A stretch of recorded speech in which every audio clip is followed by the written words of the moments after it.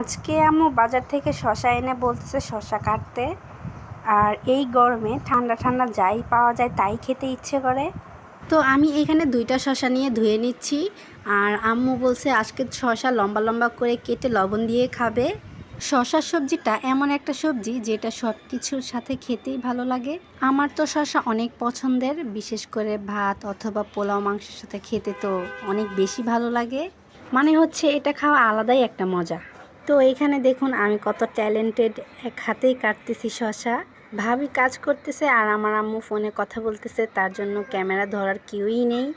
এই জন্য আমি এক হাতে ক্যামেরা ধরছি আর এক হাতে শসা কাটতেছি। কত ট্যালেন্ট আমার, তাই না?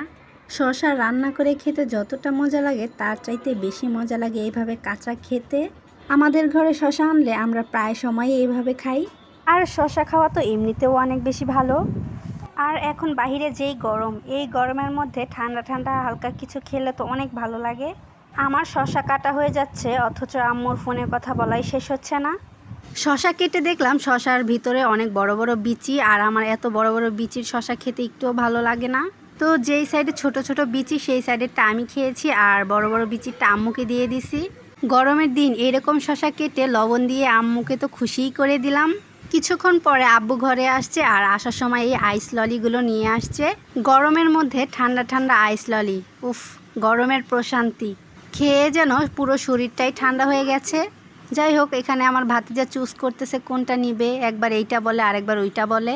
আর এই পাশে আমার আম্মাজানের শসা খাওয়া চালু আছে।